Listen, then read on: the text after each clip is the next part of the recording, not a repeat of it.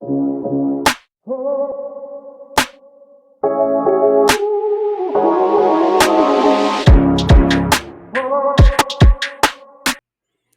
everybody, it's Jax again from the Popcorn Review Podcast. This is my episode 60, AEW Dynamite, last Dynamite before Wrestle Dream. Wrestle Dream is this Saturday, so hope you guys are watching. This episode actually started off with the face-off with Timeless Tony Storm and Chris Statlander. They both started talking to one another, which was weird. And as they're having an interview with Renee, they're actually starting to get undressed. Like one of them pulls off a shirt, the other one pulls off her pants, and they just like, what the hell? And it was like really brief. Renee was like, "What are y'all doing? Knock it off." And then finally they go, "Hey, is this interview over? All right, guys, fine. We're going to the ring." So they go to the ring and start brawling for a little bit. Now, they both go in there and they kind of lay down for each other, pretty much on their knees and saying, "Hey, here, hit me. If you want to take the shot, take it." Both of them showed respect to each other. They kind of left it at that. They are pretty much Tony saying that if you were meant to beat me, then you beat me, but you'll beat me one-on-one. And Chris is like, well, just know that I beat you last time. You're going to get beat again. And this time it's going to be one-on-one. There's going to be nobody there to make excuses for you. So we're going to have it out. Let the best woman win. Kind of excited for this match. I feel like it should have been a one-on-one to begin with. So we're going to see that Wrestle Dream. Let's see how it plays out, guys. I want Chris Statlander to win because I feel like she deserved to be a long-term champion. If they give it back to Toni Storm, I feel like there was no reason for her to even win it back at all out. It didn't make any sense. So let's see what happens, guys. Let me know what you guys think in the comments. You did have a match with the Demands GOA versus the Hurt Syndicate with Bobby and Shelton Benjamin. Now, this match was okay. Just preparing us for Wrestle Dream. So, if anything, um, throughout the match, they all look strong. Tola Leon, they're making him the Samoan of AEW. So he's just looking super strong. Him and Bobby going at it back and forth. You kept hearing the meat chants every time they hit each other. Sheldon did great. Khan, I think is another name. I don't know his full name, but Khan was in there as well. That he's looking good too. So these guys look good in the ring. Now, of course, Ricochet tries to get in. Actually, tries to cost the match for the Hurt Syndicate. He gives, I believe, Sheldon the Spirit Gun, knocks him out. And then you have, what's it called? MVP try to get involved as well, throws his cane in there. The ref kind of blocks it. You know, Ricochet ends up actually, long story short, Ricochet does cost them the match, the Hurt Syndicate. And they said this is the first time the Hurt Syndicate has lost since they debuted in AEW. And Ricochet is just going off like, yeah, we beat y'all. This is the first time. This is history. We're making history. We're going to make history again at Wrestle Dream. So, you know, if I'm not mistaken, the street fight, the Hurt Syndicate won. Now this fight, I'm sorry. Yeah, the street fight, Hurt Syndicate won. This fight, the Demand won. So technically the third rubber match would be at Wrestle Dream. So what do you guys think? Let me know in the comments. But it should be a hell of a match with the three of them. MVP, I don't know if he's going to wrestle personally. He keeps talking as if he's going to bring someone else in. So maybe he'll bring in a Shawn Alexander or another guy into their fold. I'm surprised they haven't brought a woman in, to be honest with you, but we'll see how it plays out, guys. But that match was announced. You're going to have the Hurt Syndicate and the entire Demand trios match at Wrestle Dream. Who do you guys got? Let me know in the comments. Now, you also had, this is kind of, honestly, I feel like the segments were a lot better than the matches tonight in my opinion. Somebody else may say it's different, but I feel like the segments were a lot better. You had one with Moxley and Darby Allin face to face, and they was like, "Oh, it was an undisclosed location, so no one's going to be able to interfere, and they should be one on one." I was like, "All right, so where the hell are they going to meet?" They ended up meeting like in a jail, like a county jail or something to that effect. They had the glass in between them, so they were talking, and Moxley goes on his stupid rants again saying, Darby, you're chasing ghosts. I've chased ghosts myself. Maybe he brought that up because it's about to be Halloween. I personally don't know why he brought this shit up personally. And Darby's pretty much saying, I'm doing this for myself. I'm doing this for Bryan Danielson. I'm doing it for everybody who's here at AEW because you're trying to change AEW for yourself and not for everyone.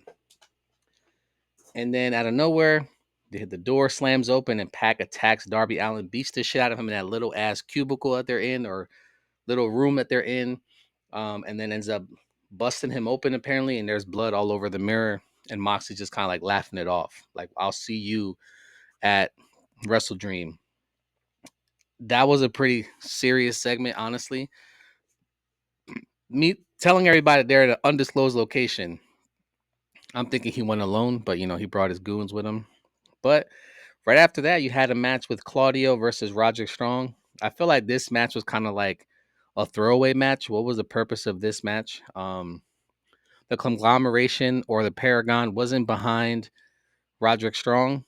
And then Claudio, even the Death Riders weren't with Claudio. So that was kind of odd too. Like, what the fuck is the purpose of these guys being in this match if they're not going to be with their guys? But hard hitting match. It was a technical match to start, personally. They're both technical wrestlers. Roderick Strong for sure.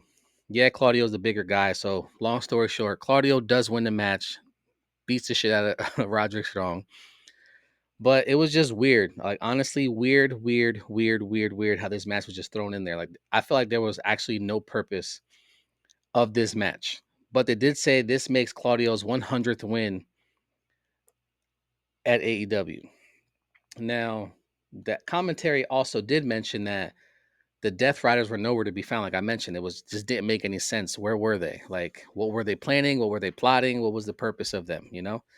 Um, the Don Callis family was celebrating Don Callis's birthday. I guess I don't know if it's true, but his birthday.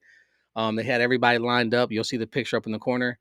Everybody's celebrating, and Takeshita just won a championship, the IWGP. If I'm not mistaken, if I said that wrong, y'all just correct me. But he just won in Japan, and he had like a video package like, "Hey, Don Callis, I'm sorry I couldn't be there." Actually, Kyle brought down a little curtain or whatever. "Hey, I got a surprise for you." He pulls it down. It's Takeshita. He's like, "Hey, Don, I'm sorry I couldn't be here, but I did tell you I was going to win the championship." And before he continued, Okada turns it off. So we never got to hear the entire message from Takeshita, and Okada's still playing that heelish, like as if he's trying to replace Takeshita. Now, I've said it before. I see these guys going at it, and I also see Takeshita breaking away from the Don Callis family. Um, a lot of people are saying that it's going to be Takeshita versus Okada for the IWGP. I hope Okada does not win this shit. I feel like he's a boring ass champion.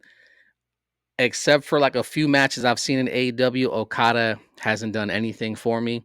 Takeshita is a fucking beast. Like, he can wrestle his ass off.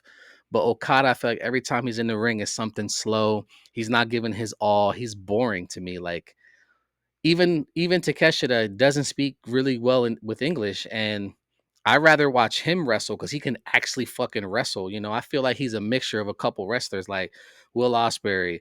Then he's strong like Rusev and stuff like that. Like, he's a really big acrobatic guy. Why would I want to see Okada? Okada should get crushed by Takeshita unless the family chooses Okada over Takeshita, which is possible because I see Takeshita leaving no matter what. Um, but we'll see how that plays out because you are going to see Takeshita see what happened and be pissed about it. You also had a match with Kenny Omega and the Jurassic Express. And I believe they were versing the Don Callis family as well. So, yeah, the Don Callis family has been very prominent on TV. They've been showing the last couple months. They just keep getting bigger and bigger and bigger. To speak about the Don Callis family, apparently Andrade is a big issue. There was a non-compete clause. Now they're saying that he may be off the air for a year. Don't know how true that is. And if it is true, hopefully he can figure something out with AEW and WWE. Don't know what's going on there, but Andrade, hopefully you can figure this out and be back on our television screens watching you at AEW. Let's see what happens, guys. But this match, Kenny was very hesitant to even tag in Jungle Boy Jack Perry, or Jack Perry, I should say, and Luchasaurus. He kind of did it on his own for a while, and then he finally tagged them in. And then there was a time that Jungle Boy Jack Perry was, I'm gonna keep saying it, but Jack Perry was getting beat down, and Kenny was kind of on the floor looking at him like, do I want to get in? Do I want to help? Like, we still got problems. We still got issues. And finally he tags in, does this thing. They did actually work together. The three of them worked together. It was announced, like I mentioned last week, you're going to have that $500,000 purse, the Young Bucks versus Jurassic Express. And once, they won, they put their arms up, celebrating. You had the Young Bucks actually come out and attack Luchasaurus and then attack Jack Perry. Kenny kind of gets in like, yo, what the fuck? So Kenny's kind of like the parent in the middle or the best friend in the middle from both the groups. And it looks like Kenny's gonna have to choose. Now, Kenny has worked with the Bucks a long time. And the Bucks kind of seem like they're on the fences too. So it's possible they could rejoin together because I did mention that Luchasaurus and Jack Perry were kind of like heelish that last match, that they wanted to hurt people. So is it possible that Kenny aligns himself with the Bucks again, or does Kenny go against the Bucks and work with Jurassic Express? You guys let me know what y'all think in the comments, guys, but it should be good to watch. Um, you did have a match with Sky Blue and Jamie Hayter. I like Sky Blue as a wrestler. I feel like they're using her to make other people look good. But at the same time, the more screen time, the more wrestling and in-ring wrestling she gets, she's just going to be that much better. So I see Sky Blue in the future becoming, TBS or maybe women's tag team champions with one of the girls in her group, the Triangle of Magnus. But Jamie Hayter, for the most part, ragdolled her, kissing her bicep, lariat, this girl. Decent match, honestly. I'm surprised Tekla didn't show up. She did have like a little um message on the jumbotron or whatever saying that you don't impress me. I've been all over the world. Just impress me already because you're not impressing me. The only reason why I attacked you is because you were the person that was next to me. So pretty much said I wasn't gonna even attack you. You just happened to be there. So we'll see. Jamie Herder versus Tekla at Wrestle Dream. You do have a segment with Mercedes Monet, or should I say Ultimo Monet. So she did tie the Ultimo Dragons titles. She's holding 10 titles. So congratulations, Mercedes Monet. You're doing your thing. I'm hoping you can get that 11th so you can break that streak. And we'll see what happens from there. Honestly, you're doing your thing.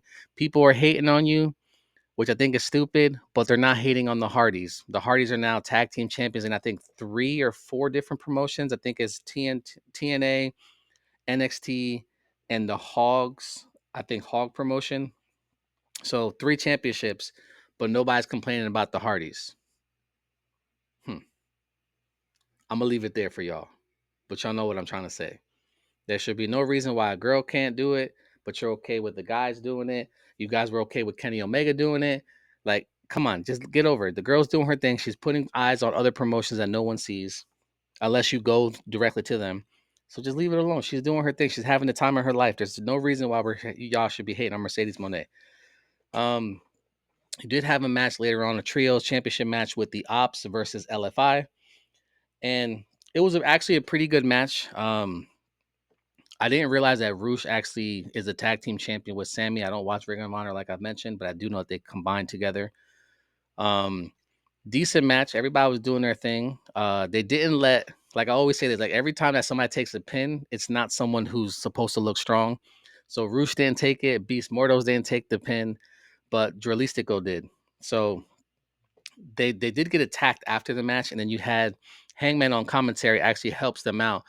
And I thought Joe was gonna pick up his title and toss it at him, like kind of how Hangman did to Joe, but he was nice enough, like, here, I'll see you at Wrestle Dream. So it's gonna be a good match. I still don't see how Joe deserves a title shot. He doesn't have singles wins like everybody else, so that's kind of pointless to me personally. But it should be a decent match. Hangman should retain, honestly. It would be pretty stupid if you made your champion lose. But we'll see what happens from there, guys. You also had a match with Daniel Garcia and Yuta versus Kyle and Orange Cassidy. Kyle O'Reilly actually. So yeah, fuck you the chance. You heard that there. It was an okay match. Honestly, like I mentioned, I feel like the segments were a lot better than the matches today, in my opinion. You guys might think differently. Yes, some of these wrestlers are better than others, but I just feel like the build up was actually better with the promos or the segments than the actual matches themselves. Except for the Hurt Syndicate and GOA. That one made sense for their match, personally. Um, but you did have after that match you had what's it called? Um yeah, well, you had a few matches personally, but there was a match there. During that match, you had you know, after that match, excuse me, with Yuta and Garcia versus Kyle and Orange Cassidy, you had everybody from the Death Riders and their mom come out. And all of a sudden you hear Darby Allin's music comes out and he's fucking crawling to the ring. And as he's crawling to the ring, each one of them are taking a shot at Darby Allin. Now, personally, it was like he was running a gauntlet to try to get to Moxley. So finally, he gets into Moxley. He pulls out of his pocket the AEW flag that he actually put on top of Mount Everest, and he puts it down at Moxley's feet. And he goes, "You're gonna have to kill me because I'm not gonna say I quit." And Moxley just looks at him, gets pissed, and then just paradigm shift DDTs him into the flag, and kind of walks off into the back area. That's actually probably one of the most matches I'm excited for. Wrestle Dream, the I Quit match with these two motherfucking crazy ass motherfuckers. What do y'all think? Let me know in the comments. You had a match with Megan Bayne and Harley Cameron. Before that, you had like a big ass segment with FTR and Megan Bayne calling themselves Top Gods Out.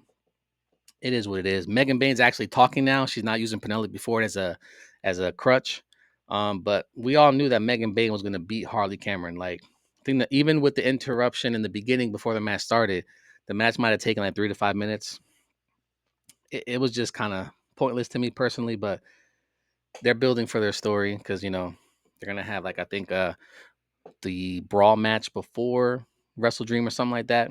Um, but again, Megan Bayne does beat Harley Cameron. After that, you had Kyle Fletcher and Rocky Romero and Lance Archer versus Mark Briscoe and Brodito. Now, this match, like I mentioned, Brodito is actually doing their thing.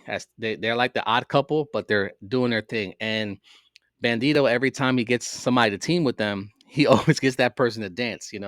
He had Kenny Omega dance. Now he had Mark Briscoe dance. He's at one point he's gonna have Brody King do it, but he keeps like, nah, I'm good. I definitely see him doing the Macarena at least, even if it's just once, and then he turns on Bandito. But it was actually a good match. They did their thing. They went back and forth, back and forth. If I'm not mistaken, I think it was Rocky Romero who took the pin.